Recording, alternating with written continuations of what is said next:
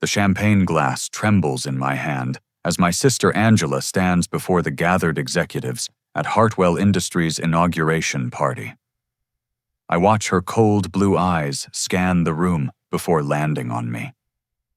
"You're fired, Rodney. Security will escort you out." The room falls silent. I set down my glass and remove my guest badge, placing it carefully on the mahogany table. "Tell Mom and Dad the board will meet in 3 hours." I reply calmly, watching her confident smile falter for the first time in 20 years. 3 months earlier, I never imagined this moment would come. I was cleaning out Grandfather William's old desk in the basement storage room when I discovered the leather portfolio wedged behind a stuck drawer. Inside were documents that would change everything I thought I knew about Hartwell Industries and my place in it. The papers were yellowed with age, but the legal language was crystal clear. Grandfather's original company charter from 1947 contained provisions I had never heard discussed at family dinners or board meetings. According to the founding documents, succession of leadership required approval from someone holding at least 20% ownership of company stock. More importantly, bloodline succession rights automatically transferred to male heirs upon reaching age 25, regardless of parental preferences.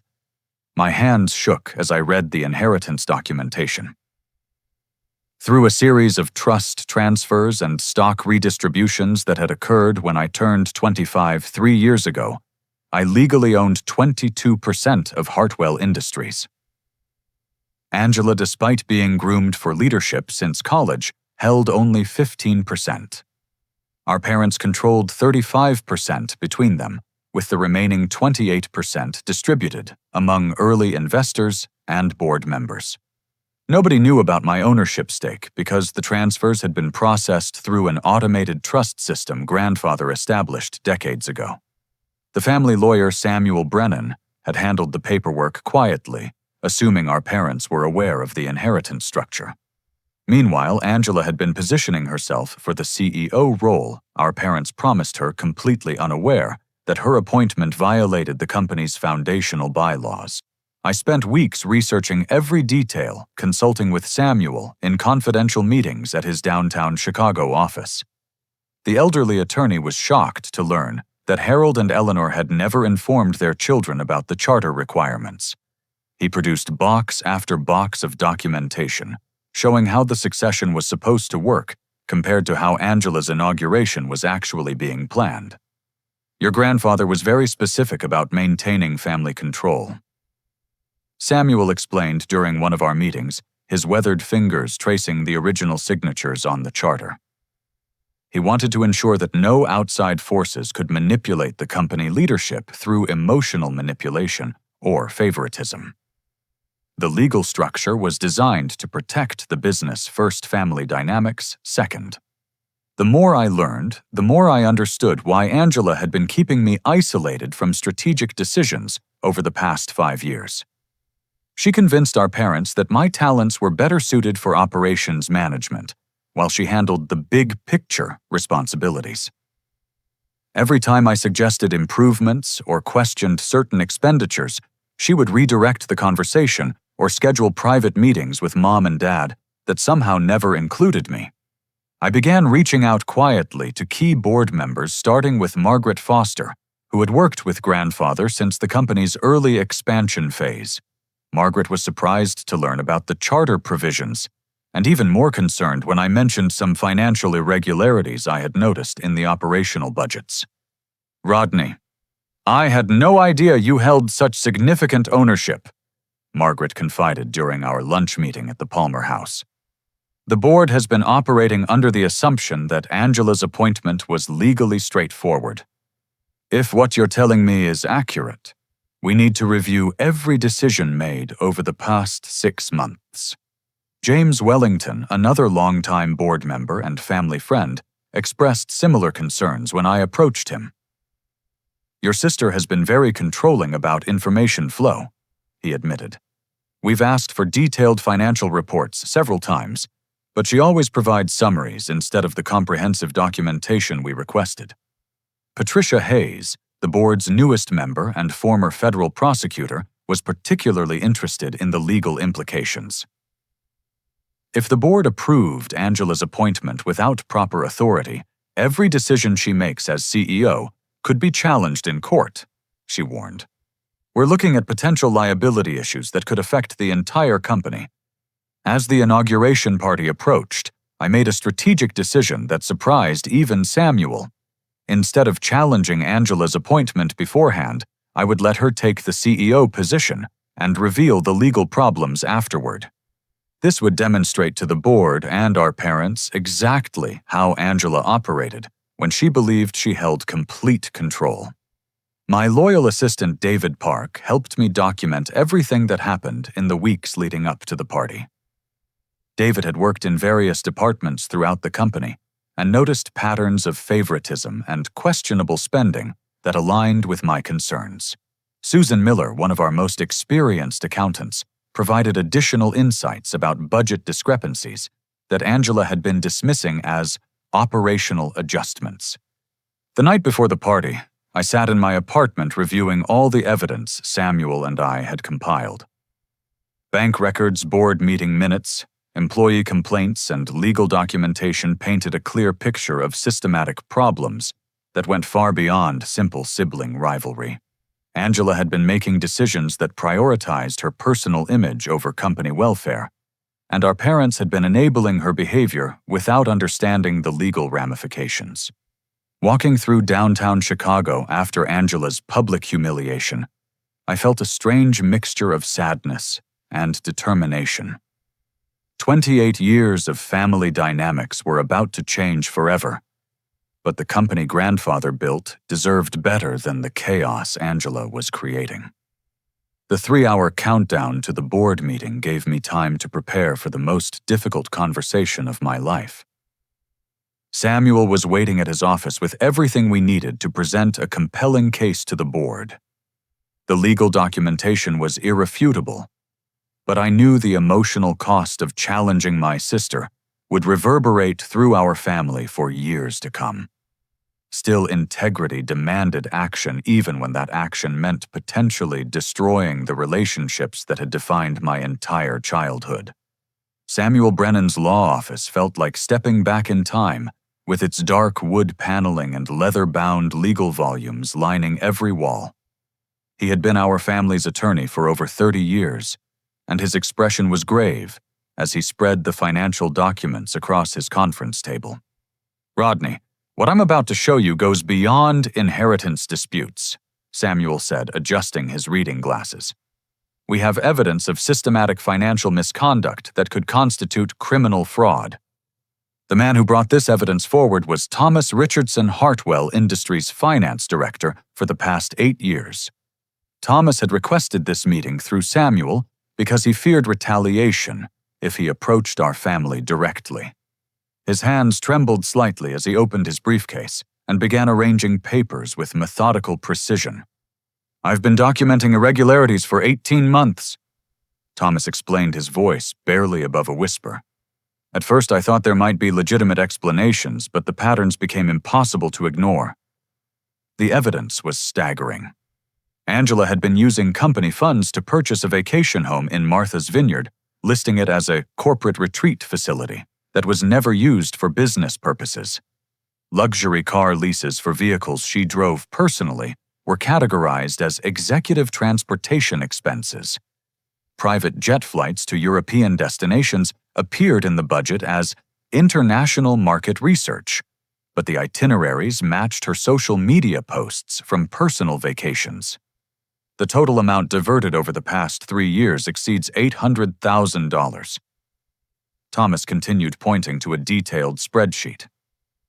"She's been very careful to spread the expenses across different budget categories, making them difficult to detect during standard audits." Samuel leaned back in his chair, his face reflecting decades of legal experience with corporate malfeasance. "Thomas came to me because he discovered Angela was planning to transfer these expenses to operational budgets under your oversight, Rodney. She was setting up a scenario where you would appear responsible for the missing funds. My stomach dropped as the full implications became clear. Angela hadn't just been stealing from the company. She was preparing to frame me for her crimes. The sister I had grown up with, who used to build blanket forts with me on rainy afternoons, was planning to destroy my reputation and potentially send me to prison to cover her tracks. "Why didn't you report this earlier?" I asked Thomas, trying to keep accusation out of my voice. "Your grandfather founded this company on principles of integrity and family values." Thomas replied, his eyes filling with moisture. I hoped Angela would recognize her mistakes and make restitution voluntarily. When I tried to discuss the discrepancies with her, she threatened to have me fired for insubordination. That's when I knew the situation required outside intervention. Samuel began making phone calls to arrange the emergency board meeting while I struggled to process the magnitude of Angela's deception. Each conversation revealed how thoroughly she had manipulated information flow to board members, our parents, and key employees. Margaret Foster confirmed that she had never received the detailed financial reports she requested. James Wellington mentioned that Angela always deflected questions about specific expenditures with vague explanations about competitive positioning. She fired 3 employees over the past year who questioned unusual expenses. Thomas added producing termination documentation.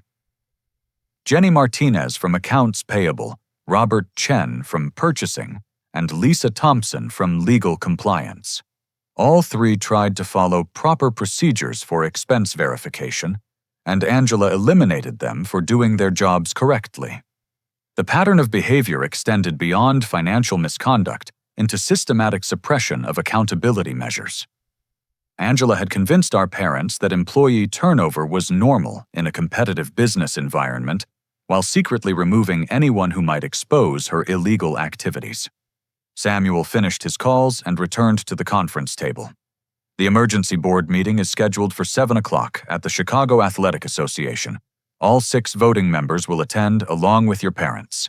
I've prepared a presentation that documents the legal violations and financial evidence without revealing our sources until Thomas chooses to come forward publicly."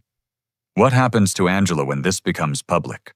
I asked, realizing that my question would determine whether our family could ever recover from this crisis. "That depends on several factors," Samuel replied carefully. "If she cooperates fully and makes restitution, we might be able to resolve this through civil procedures. If she continues denying responsibility or attempts to shift blame, criminal prosecution becomes likely. The choice will ultimately be hers." Thomas gathered his documents with obvious reluctance. "I never wanted to destroy your family, Rodney, but I couldn't stand by and watch the company your grandfather built get destroyed by someone who views it as her personal bank account." As we prepared to leave Samuel's office, I realized that the next few hours would determine not only Angela's future, but the survival of Hartwell Industries as an ethical business entity. The evidence against her was overwhelming, but presenting it would force our entire family to confront truths that would change our relationships forever. Walking toward the Chicago Athletic Association, I thought about Grandfather William and the values he had tried to instill in both Angela and me during childhood visits to his office. He used to say that character was revealed not by success, but by how someone handled the temptation that success created. Angela had failed that test spectacularly, but now I faced my own character examination. How I handled this crisis would define not only my future as a leader, but my identity as a brother and son. The weight of responsibility felt heavier with each step toward the meeting that would expose my sister's crimes and potentially send her to prison. Justice demanded action, but love complicated every decision. The next 3 hours would test everything I believed about family loyalty and the price of doing what was right. The private conference room at the Chicago Athletic Association carried the scent of old leather and polished mahogany. 6 board members sat around the oval table, their faces reflecting confusion about the emergency meeting's purpose. Margaret Foster checked her watch repeatedly while James Wellington reviewed the agenda Samuel had provided. Patricia Hayes took notes with the methodical precision of her prosecutorial background. I stood at the head of the table, my presentation materials organized, but my heart racing as I prepared to destroy my sister's reputation and possibly her freedom. Samuel sat beside me, ready to provide legal context for the evidence we were about to present. Thank you all for gathering on such short notice. I began, my voice steadier than I felt. What I'm about to share will be difficult, but it's necessary to protect Hartwell Industries and honor the ethical standards our grandfather established. I had just begun explaining the inheritance documentation when the conference room doors burst open. Angela strode in with 2 security guards, her face flushed and her carefully styled hair slightly disheveled. Behind her walked our parents, Harold and Eleanor, both looking confused and concerned. This meeting is unauthorized and illegal.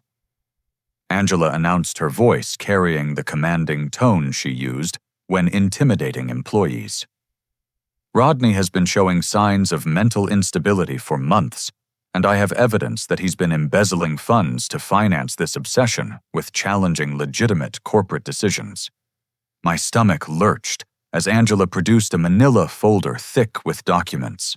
She spread papers across the table with theatrical precision, pointing to bank records and financial statements that appeared to show unauthorized transfers from company accounts to personal investments under my name.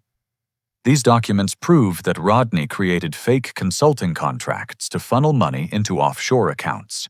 Angela continued, her performance becoming more convincing with each accusation. The board needs to understand that we're dealing with someone who has become dangerously delusional about his role in this company. Margaret Foster picked up one of the documents, her experienced eyes scanning the details. These appear to show significant irregularities, Angela. When did you discover this? I've been investigating suspicions for several weeks, Angela replied, producing additional papers with forged email correspondence. Rodney has been using his operational access to manipulate financial records and create fraudulent documentation. This emergency meeting is probably his attempt to shift blame before his crimes are discovered. The board members exchanged worried glances as Angela continued building her case against me. The fabricated evidence was sophisticated with backdated emails and financial transactions that would require forensic accounting to disprove. Several documents bore signatures that looked remarkably similar to my handwriting. I think we need to contact law enforcement, James Wellington said, slowly studying the forged bank statements. If these allegations are accurate, we're looking at serious federal crimes. My mouth went dry as I realized how thoroughly Angela had prepared for this confrontation. She had anticipated my challenge to her authority and created an elaborate frame-up designed to make me appear guilty of exactly the crimes she had committed. The board was beginning to believe her performance, and my credibility was evaporating with each document she presented. Samuel started to speak, but Angela cut him off with a dismissive gesture. Samuel has been compromised by Rodney's manipulation, she claimed. This entire presentation is based on fabricated legal theories and misrepresented inheritance documents. I suggest we end this meeting immediately and contact federal investigators to handle what appears to be an attempted corporate coup. That's when Thomas Richardson stood up from his chair in the corner of the room. I hadn't noticed him arrive, but his presence changed everything about the confrontation's dynamics. Actually, Angela, I think the board needs to see some additional evidence before making any decisions, Thomas said quietly, producing a tablet computer from his briefcase. Angela's confident expression wavered for the first time since she had entered the room. Thomas, you weren't invited to this meeting. Your presence here is inappropriate and potentially conflicts with your employment obligations. I have video evidence of you creating those fraudulent documents, Thomas replied, his voice growing stronger. Hidden security cameras in my office recorded you using Rodney's computer login after hours to generate the fake banking records and email communications you just presented. The room fell completely silent as Thomas connected his tablet to the conference room's presentation screen. Security footage appeared, showing Angela in the finance office at 11:30 on a Tuesday night 3 weeks earlier. The timestamp was clearly visible as she used my computer credentials to access financial databases and create the documentation she was now using to frame me. This footage shows you generating false consulting contracts and backdating email communications. Thomas continued advancing the video to show Angela printing documents and carefully placing them in folders. You also used Rodney's login to create fake offshore account records that don't actually exist. Angela's face went pale as the evidence of her deception played out in front of the board members and our parents. The video was irrefutable proof that she had fabricated the entire case against me, down to forging my signatures on documents that I had never seen before this meeting. The consulting contracts she claims Rodney created were actually generated by Angela using his computer access, Thomas explained. She planned to present them as evidence of his embezzlement, while simultaneously using them to justify transferring her own illegal expenditures to his operational budgets. Patricia Hayes leaned forward, her prosecutorial instincts engaging as she studied the video evidence. Angela, these recordings appear to show systematic document fraud and attempted evidence tampering. Do you have any explanation for why you were in the finance office using another employee's computer credentials to create financial records? Angela's carefully constructed performance began collapsing as the board members realized the extent of her deception. Her shoulders sagged, and her hands trembled as she struggled to maintain her composure in front of our parents and the corporate leaders she had been trying to manipulate. "I can explain everything," Angela whispered, but her voice lacked the authority and confidence she had displayed just minutes earlier. "There are circumstances that justify my actions, considerations that require more context than you understand." Harold and Eleanor sat in stunned silence as they watched their daughter's reputation crumble in real time.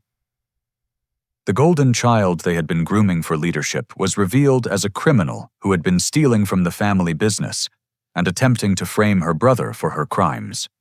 Samuel stood up and began distributing the actual financial evidence that Thomas had compiled over 18 months of careful documentation.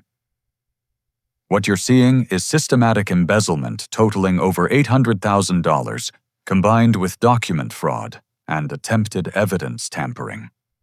This goes far beyond sibling rivalry or corporate politics." The board voted unanimously to suspend Angela pending a full investigation, while our parents struggled to process the reality that their daughter had been lying to them for years. The inauguration party that morning felt like it had happened in a different lifetime before our family's foundation cracked open to reveal the corruption that had been growing beneath the surface. The conference room emptied slowly as board members filed out in uncomfortable silence, leaving only our family and Samuel behind. Angela sat slumped in her chair, her elaborate facade completely stripped away. Harold and Eleanor remained frozen in their seats, staring at the evidence spread across the table like casualties of an emotional earthquake. "How long have you known?" Angela asked our parents, her voice hollow and defeated. Harold cleared his throat, his weathered hands folding and unfolding as he struggled to find words. "We knew you were struggling with certain aspects of leadership," he admitted slowly. "Your mother and I suspected that pressure was affecting your judgment, but we hoped guidance and experience would help you mature into the role." Eleanor's eyes filled with tears as she reached toward Angela, then pulled her hand back uncertainly. "We saw warning signs during your college years," she whispered. "The academic dishonesty incident that we handled privately, the credit card problems that we resolved without consequences. We thought love and support would help you overcome those tendencies." "You enabled her," I said, immediately regretting the accusation when I saw the pain in my mother's face. "Yes," Harold replied simply. "We enabled her because we were terrified of losing her. Every time Angela made a mistake addressing it, properly risked driving her away from the family. We chose preservation of relationship over accountability, and we created the monster that she became." Angela flinched at the word monster, but didn't deny its accuracy. "I hated you, Rodney," she said, looking directly at me for the first time since the video evidence had destroyed her credibility. "I hated how easily everything came to you, how Mom and Dad trusted you without question, how employees respected you without fear. Everything came easily to me." I couldn't keep the disbelief out of my voice.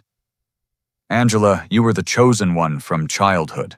Private schools, internships, graduate programs, executive training. I worked in the warehouse loading trucks while you attended leadership conferences in Europe." "But they loved you," Angela replied, tears streaming down her face. "When you suggested improvements, they listened thoughtfully. When I made suggestions, they smiled and nodded, but I could see doubt in their eyes. They were grooming me for leadership while secretly hoping you would somehow take over instead." Eleanor made a small sound of protest, but Harold placed his hand on her arm. "She's not entirely wrong," he said heavily. "We gave Angela opportunities, but we gave Rodney our genuine respect. The operational experience we insisted he gain was our way of preparing him to eventually lead the company, while we hoped Angela would develop the character necessary to earn that respect." Samuel cleared his throat gently. "This conversation is important for your family healing, but we need to address the legal implications of Angela's actions. The evidence Thomas provided establishes multiple felonies that typically result in federal prosecution. However, given the family's circumstances and her cooperation, we might be able to negotiate alternative consequences." Angela looked up sharply. "What kind of alternative consequences?" "Complete financial restitution, supervised psychological evaluation and treatment, and gradual supervised reintegration into the company if psychological assessment indicates genuine rehabilitation," Samuel explained. "The board would need to approve any arrangement, and you would remain under strict oversight for a minimum of 2 years." "And if I refuse those terms?" Angela asked. "Federal prosecution becomes inevitable," Samuel replied matter-of-factly. "Corporate embezzlement exceeding $500,000 typically results in 5 to 10 years in federal prison, plus permanent prohibition from corporate leadership roles." Harold and Eleanor exchanged looks that communicated decades of marriage and shared parental anxiety. "Angela, you need professional help," Eleanor said firmly. "This conversation has revealed patterns of thinking and behavior that require intervention, regardless of legal consequences." "I've been seeing Dr. Catherine Morris for 3 months," Angela admitted quietly. "I started therapy when I realized how much I resented Rodney's existence, but I wasn't honest about the extent of my problems. She's been trying to help me understand why I need to control everyone around me."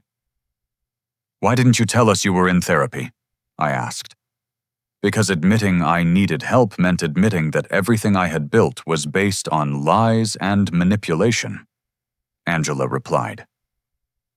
"Dr. Morris kept asking me to examine my motivation for various decisions, and I realized that most of my choices were designed to prove I was better than you rather than to actually benefit the company." Samuel began packing his documents while our parents processed the complexity of Angela's confession. "I recommend family therapy in addition to individual treatment for Angela," he suggested. "The dynamics that created this situation affect all 4 of you, and sustainable resolution requires everyone to understand their role in the dysfunction. What happens to the company while we work through this mess?"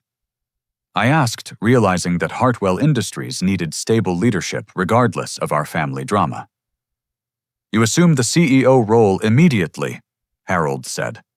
"The board has already voted on succession, and your ownership stake provides legal authority.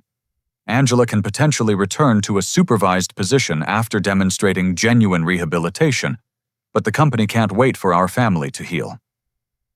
Angela nodded slowly. "I need to make a public statement accepting responsibility and apologizing to employees whose lives I disrupted," she said. Jenny Martinez, Robert Chen, and Lisa Thompson deserve to know why they were fired and to receive compensation for the damages my actions caused to their careers. That's a good start, Eleanor said, reaching across the table to squeeze Angela's hand. Accountability without defensiveness shows more maturity than you've demonstrated in years. As we prepared to leave the conference room, I felt a strange mixture of relief and sadness. Justice was being served, but the cost included shattering my childhood image of my sister as someone I could trust and admire. The next few months would test whether our family relationships could survive the truth about who we really were beneath the surface we had maintained for decades. Angela stood up slowly, her posture reflecting exhaustion and defeat. "Rodney, I don't expect forgiveness," she said.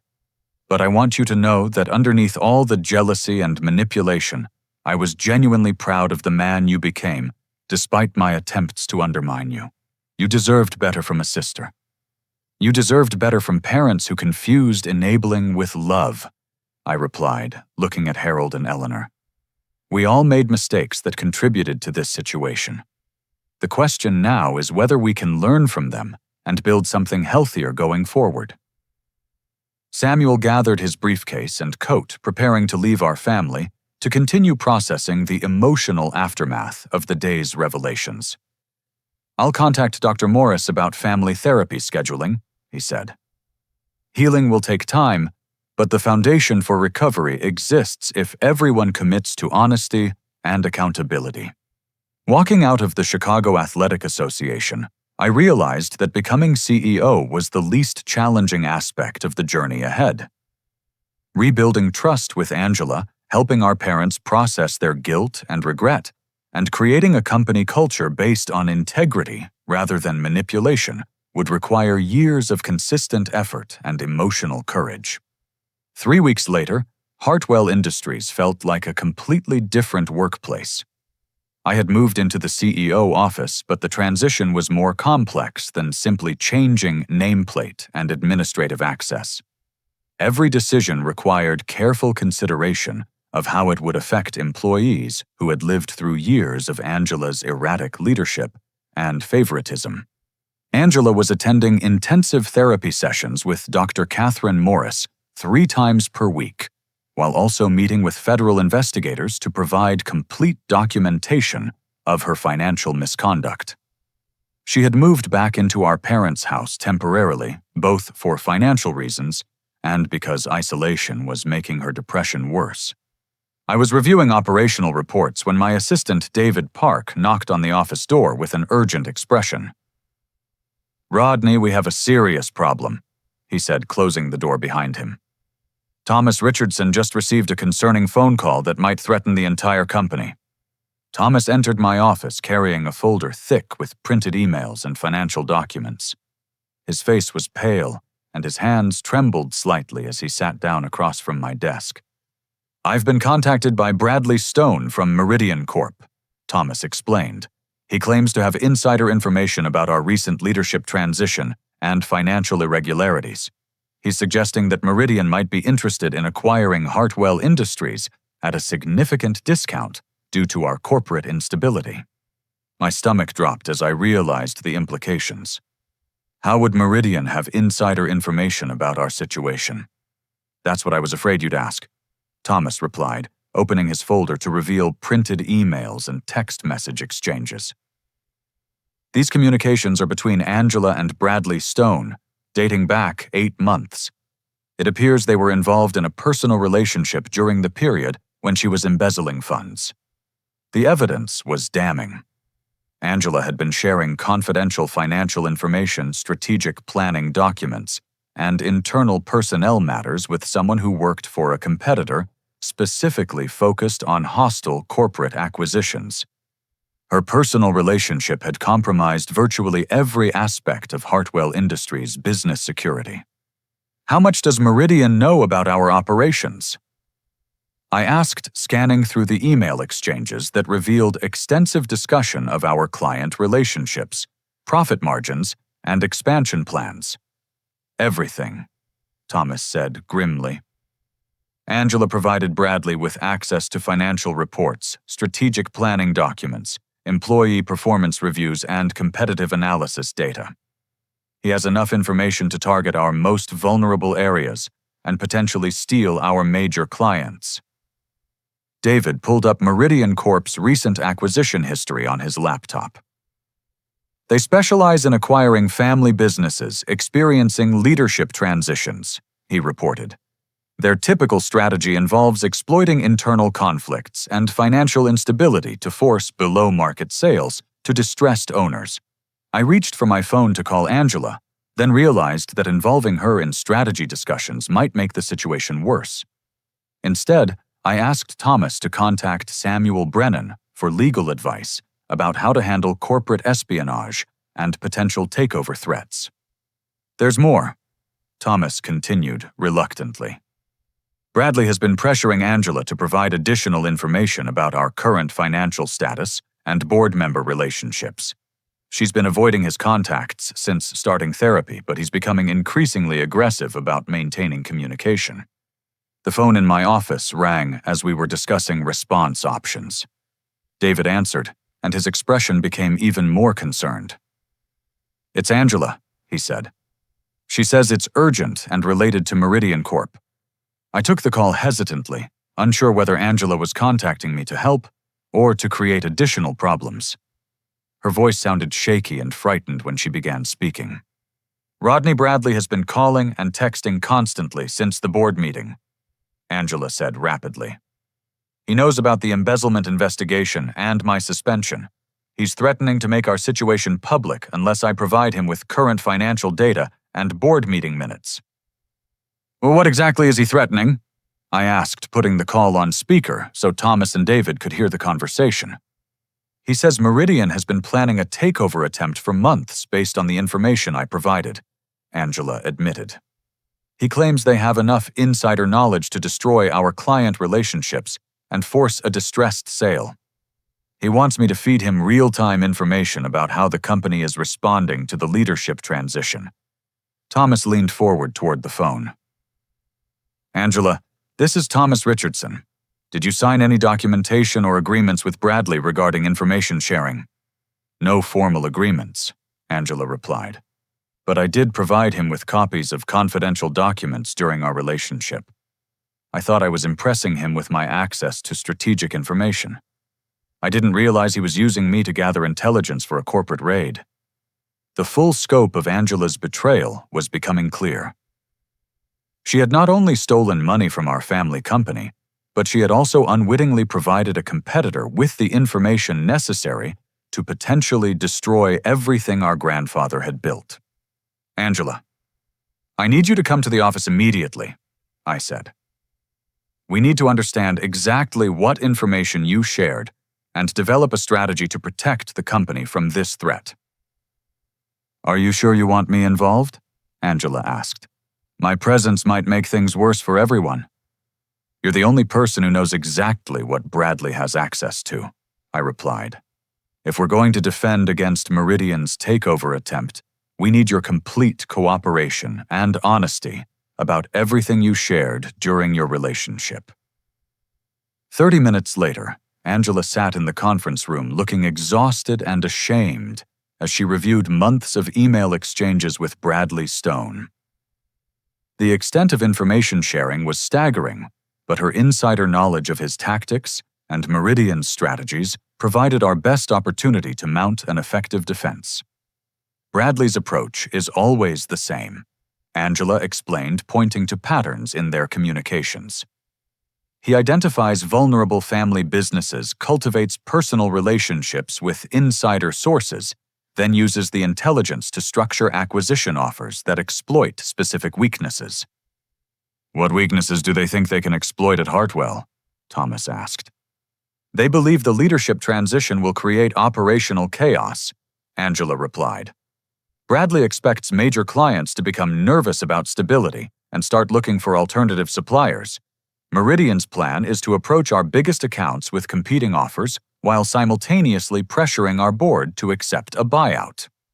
David was taking notes rapidly. "Who are their primary targets among our client base?" Angela produced a handwritten list from her purse. These 12 accounts represent 60% of our annual revenue, she said. Bradley has detailed information about contract renewal dates, pricing structures, and relationship management strategies for each client. He knows exactly when and how to approach them with competitive proposals. The situation was worse than I had initially realized, but Angela's willingness to cooperate completely gave us advantages that Meridian probably didn't expect. She understood their tactical approach and could help us develop countermeasures to protect our most important business relationships. "What's Bradley's timeline for the takeover attempt?" I asked. "He wants to move quickly while the company appears unstable," Angela said. "His plan is to contact board members within the next week to propose an acquisition discussion. He believes Harold and Eleanor will be receptive to selling if they think my legal problems will damage the company's reputation permanently." Thomas and David exchanged glances as we realized how little time we had to prepare our defense. Meridian Corp had been planning this attack for months based on inside information, while we had just learned about the threat. The next few days would determine whether Hartwell Industries survived as an independent family business or became another casualty of corporate raiders exploiting internal vulnerabilities. Angela looked directly at me with an expression I hadn't seen since childhood, when she used to apologize after breaking something valuable. "Rodney, I know I don't deserve your trust, but I want to help you stop Bradley from destroying what our family built. He manipulated me into betraying people I love, and I need to make that right." "Then help us fight back," I said, extending my hand across the conference table. "Show us everything you know about their strategy, and let's prove that Hartwell Industries is stronger than they realize." The war room we established in the executive conference area buzzed with activity as our small team prepared to counter Meridian Corp's acquisition attempt. Angela had provided detailed intelligence about Bradley Stone's tactics, while Thomas coordinated with our legal team and external consultants to develop defensive strategies.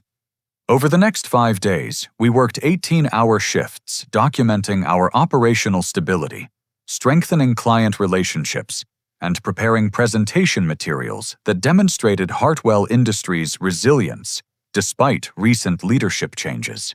Angela's insights into Meridian's approach proved invaluable, but her participation created emotional complications that required careful management. "Bradley will contact Margaret Foster first," Angela explained during one of our strategy sessions. "He knows she has significant influence with other board members, and he'll position the acquisition as a solution to potential legal liability from my embezzlement charges." I coordinated a preemptive meeting with Margaret to explain the situation before Bradley could manipulate her concerns. Margaret's response surprised me with its intensity and determination. "That manipulation attempt makes me angry," Margaret said firmly. "Bradley Stone is trying to exploit our family crisis to steal a company that your grandfather built through decades of honest work. We're going to fight back hard." James Wellington and Patricia Hayes expressed similar outrage when they learned about Meridian's tactics. Patricia's prosecutorial background proved particularly valuable as she helped us understand the legal implications of corporate espionage and insider information misuse. Bradley's use of confidential information that Angela provided could constitute industrial espionage, Patricia explained. "If we can document the specific intelligence he's using, we might be able to pursue legal action against Meridian Corp." Angela spent hours reconstructing every conversation and document exchange, with Bradley creating a detailed timeline that demonstrated systematic intelligence gathering disguised as personal relationship building. The pattern revealed sophisticated corporate espionage that went far beyond casual information sharing between romantic partners. "He was very strategic about timing his requests," Angela recalled. After romantic dinners or intimate conversations, he would casually ask about specific aspects of company operations.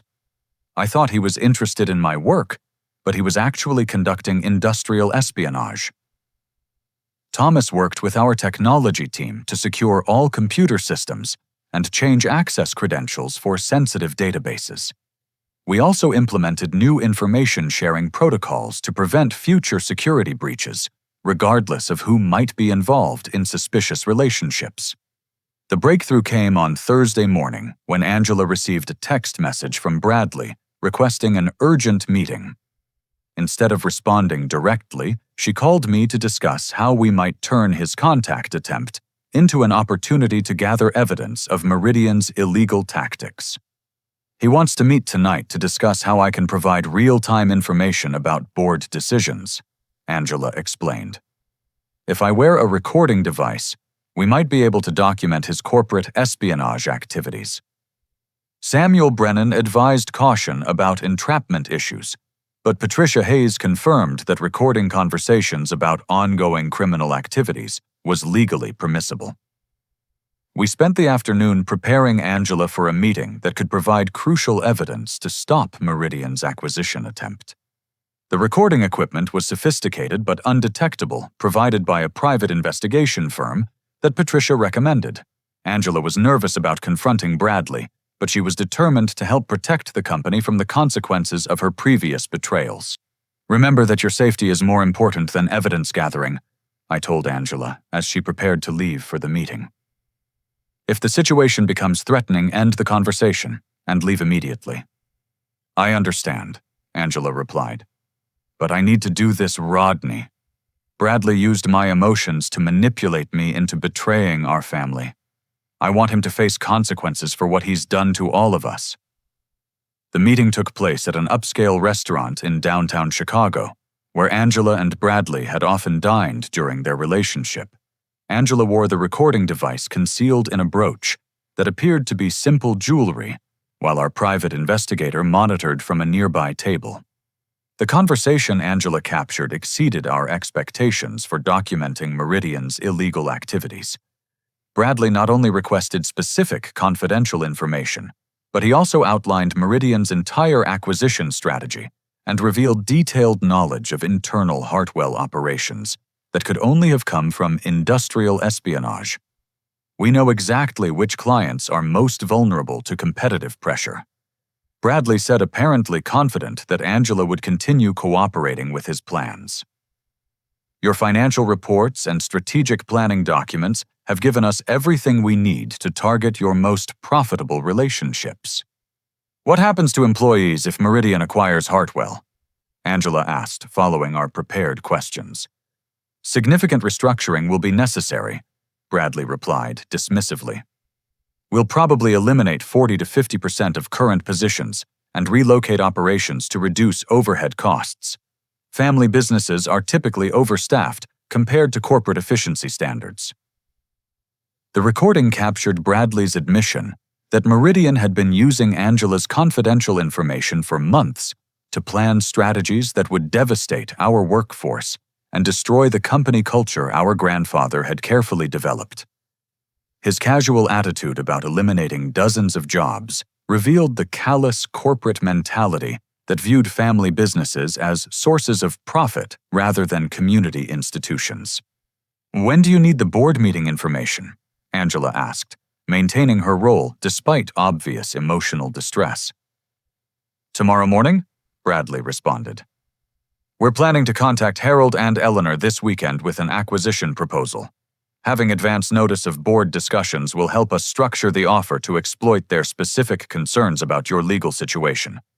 Angela successfully concluded the meeting and returned to our offices with evidence that documented systematic corporate espionage and illegal use of confidential information. Samuel Brennan confirmed that we had sufficient documentation to pursue legal action against both Bradley and Meridian Corp. But the most surprising revelation came the next morning when Angela requested a private meeting with me before we contacted law enforcement. She had discovered something during her conversation with Bradley that changed her understanding of everything that had happened over the past year. "Rodney Bradley admitted something that I need to tell you," Angela said, her voice heavy with emotion. "The relationship between us wasn't accidental. Meridian specifically targeted me because they identified me as a source of intelligence about Hartwell Industries." What do you mean? I asked, though I was beginning to understand the implications. Bradley said they had been monitoring our family for 18 months, looking for vulnerabilities they could exploit. Angela continued. They knew about my insecurities regarding your role in the company, and they deliberately cultivated a romantic relationship to manipulate me into providing information. The full scope of Meridian's attack became clear. They had not simply taken advantage of Angela's willingness to share information. They had systematically targeted her emotional vulnerabilities to turn her into an unwitting agent of corporate espionage. There's more, Angela said quietly. Bradley revealed that Meridian had also been spreading rumors among our clients about potential instability at Hartwell Industries. Some of the business problems we've experienced over the past year weren't natural market forces. They were the result of deliberate sabotage designed to weaken our position before the acquisition attempt. Why are you telling me this? I asked. Because I realize now that some of my worst impulses and decisions were being encouraged by someone who was manipulating me to destroy our family, Angela replied. I'm responsible for my choices, but Bradley was deliberately pushing me toward increasingly destructive behavior to serve Meridian's acquisition strategy. That doesn't excuse the embezzlement or the attempt to frame me, I pointed out. No, it doesn't, Angela agreed. But it explains why my behavior became so much worse over the past year. Bradley was systematically undermining my relationship with you, with our parents, and with the company. He wanted me to become isolated and desperate enough to provide whatever information he requested. The manipulation had been sophisticated and cruel, targeting Angela's deepest insecurities to turn her into a weapon against her own family. While she remained responsible for her criminal choices, understanding Bradley's role provided context for how a flawed but fundamentally decent person could deteriorate into someone capable of embezzlement and fraud. What do you want to do with this information? I asked. I want to destroy Bradley Stone and Meridian Corp. Angela replied with more determination than she had shown in months. They used my emotions to attack our family, and they planned to eliminate dozens of jobs without caring about the lives they would destroy. We need to stop them and make sure they face consequences for what they've done. Together, we prepared to launch a counterattack that would not only protect Hartwell Industries from acquisition, but also expose Meridian's illegal tactics to law enforcement and potential clients. The next phase of our battle would test whether our family could work together effectively despite the damage that had been done to our relationships. 6 months later, the annual Hartwell Industries Charity Gala felt like a celebration of survival and renewal rather than a routine corporate social event. The Palmer House ballroom buzzed with conversation among employees, clients, and board members who had witnessed our family's public crisis and subsequent recovery. I stood at the podium, preparing to introduce the evening's keynote speaker, reflecting on everything that had changed since Angela's inauguration party disaster. Meridian Corp was facing federal investigation for corporate espionage and securities fraud, while Bradley Stone had been terminated and was cooperating with prosecutors to reduce his potential sentence. The legal victory had been satisfying, but the personal healing required much more complex work. Ladies and gentlemen, it's my privilege to introduce our Chief Strategy Officer, Angela Hartwell, I announced, watching surprised expressions ripple through the audience. Angela approached the microphone with the confident posture she had always possessed, but her demeanor reflected hard-earned humility rather than the entitled arrogance that had characterized her previous corporate appearances. The past 6 months of intensive therapy, legal consequences, and gradual reintegration had transformed her into someone I could genuinely respect as both a sister and a colleague. Thank you, Rodney. Angela began, her voice steady, despite the emotional weight of addressing employees she had previously betrayed. 6 months ago, I stood in front of many of you and demonstrated everything that was wrong with privileged leadership and family business nepotism. Tonight, I want to speak about accountability redemption and the patience you've shown, while I learned to become someone worthy of your trust." The audience listened intently as Angela described her journey through federal investigation, financial restitution, and psychological treatment. She spoke honestly about the therapy sessions that had helped her understand how insecurity and entitlement had corrupted her decision-making, and how systematic manipulation from Meridian Corp had exploited her worst impulses. "I embezzled $837,000 from this company over 3 years." Angela continued, her voice unwavering, as she stated facts that could have sent her to federal prison. "I fired employees who questioned my authority. I manipulated information to serve my ego, and I attempted to frame my brother for crimes I committed. Those actions were inexcusable, regardless of external pressure or personal struggles." Thomas Richardson, now serving as Chief Financial Officer, nodded approvingly from his table near the stage. His courage in exposing Angela's crimes had saved the company, and his ongoing work implementing financial oversight systems ensured that similar problems could never develop undetected. The federal prosecution was resolved through a plea agreement that required complete restitution, 200 hours of community service, and ongoing psychological evaluation. Angela explained. "More importantly, my reintegration into this company has been contingent on demonstrating genuine character change rather than simply avoiding prison time." Harold and Eleanor sat at the family table, their faces reflecting pride in both their children's growth and sadness about the pain required to achieve that maturity. Family therapy sessions with Dr. Catherine Morris had helped all of us understand how enabling behavior and favoritism had contributed to the crisis, while also providing tools for building healthier relationships going forward. "The most important lesson I've learned is that leadership requires serving others rather than serving yourself," Angela continued. "Rodney has demonstrated that principle consistently, while I spent years viewing this company as a platform for personal validation. The employees I fired deserved better, the clients I disappointed deserved better, and my family deserved better." Jenny Martinez. Robert Chen and Lisa Thompson sat together at a table near the front, having returned to the company with promotions and public acknowledgement of their ethical courage. Their willingness to rejoin Hartwell Industries after Angela's public apology and personal meetings demonstrated the healing that was possible when accountability was genuine rather than performative. "Our victory over Meridian Corp's acquisition attempt required cooperation between Rodney and me for the first time in our adult lives," Angela said, looking directly at me with an expression of genuine gratitude. "Working together to protect what our grandfather built taught me that family businesses succeed when family members support each other rather than competing for dominance." The legal battle against Meridian had concluded with a settlement that included financial compensation for damages and public acknowledgement of their corporate espionage activities. More satisfying was the impact on their reputation within the business community, where their illegal tactics had become widely known and resulted in lost acquisition opportunities.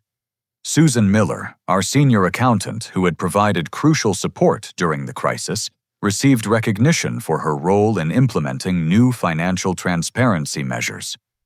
David Park was promoted to Executive Vice President, reflecting his loyalty and competence during our most difficult period. The employee recognition portion of the evening celebrated people whose integrity had sustained the company when leadership failed. The new Ethical Oversight Committee, chaired by Patricia Hayes, and including employee representatives from every department, ensures that financial accountability and workplace fairness are maintained regardless of who holds executive positions, Angela explained. "These systems exist specifically to prevent future repetition of my failures." Margaret Foster and James Wellington had been instrumental in restructuring board governance to include independent oversight and mandatory financial auditing. Their experience during the crisis had reinforced their commitment to protecting Hartwell Industries from both external threats and internal corruption. As Angela concluded her remarks and returned to our table, I felt a complex mixture of emotions that included pride, relief, and cautious optimism about our relationship's future. The sister who had tried to destroy my career and reputation had become someone I could trust with significant corporate responsibilities, but that transformation required constant vigilance and ongoing commitment to accountability. Our final announcement tonight involves the establishment of the William Hartwell Foundation for Business Ethics Education, I said, returning to the podium for closing remarks. This foundation will provide scholarships and training programs to help family businesses develop ethical leadership practices and avoid the mistakes that nearly destroyed our company. The foundation represented our commitment to transforming personal crisis into community benefit, using resources generated by Hartwell Industries recovery to help other families navigate succession challenges without compromising their values or relationships. Family businesses represent the heart of American economic opportunity. I continued. When they succeed ethically, they create jobs, support communities, and preserve values across generations. When they fail due to internal corruption or external manipulation, entire communities suffer the consequences. Our foundation will help families learn from our mistakes rather than repeat them. Angela joined me on stage as we unveiled plans for the foundation's initial programs, including partnerships with business schools and family business organizations throughout the Midwest. Our collaboration on the foundation had become a model for how we could work together effectively while maintaining appropriate oversight and accountability. As the evening concluded with dancing and informal conversation, I reflected on the journey from Angela's betrayal at the inauguration party to our current partnership in leading Hartwell Industries toward a sustainable future.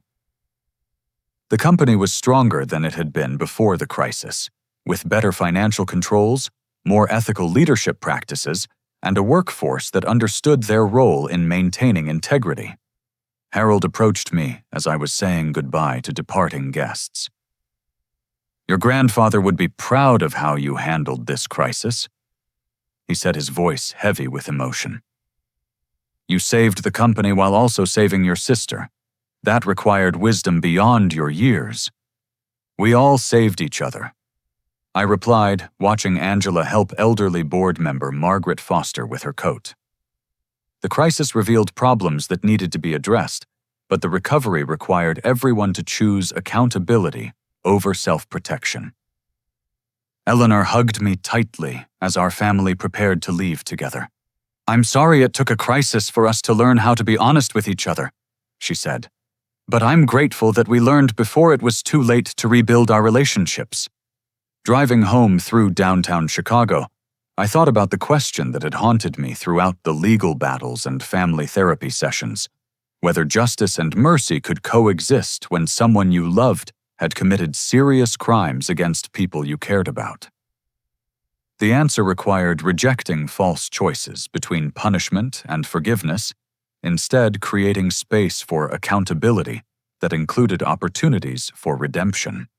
Angela had faced federal prosecution, made complete financial restitution, and accepted ongoing oversight of her corporate responsibilities. But she had also been given the chance to prove that people could change when they were willing to do the difficult work of examining their motivations and learning from their mistakes. That second chance was not guaranteed. It had to be earned through consistent ethical behavior and genuine service to others, rather than self-interest. The company our grandfather founded continued operating according to principles he would recognize and respect, staffed by employees who understood that ethical leadership was their responsibility, regardless of their position in the organizational hierarchy. The family relationships that had been damaged by years of manipulation and favoritism were slowly healing through honest communication and mutual accountability. Most importantly, Angela and I had learned to work together as partners rather than competitors, combining our different strengths to serve something larger than our individual ambitions. The brother and sister, who had nearly destroyed each other, had become allies committed to preserving what previous generations built while improving it for future generations. The lessons learned through our crisis would continue shaping Hartwell Industries for years to come, but the foundation was solid family businesses. Thrive when they prioritize integrity over profit, accountability over loyalty, and service over self-interest. These principles had guided our grandfather's original vision, and they would guide our stewardship of his legacy.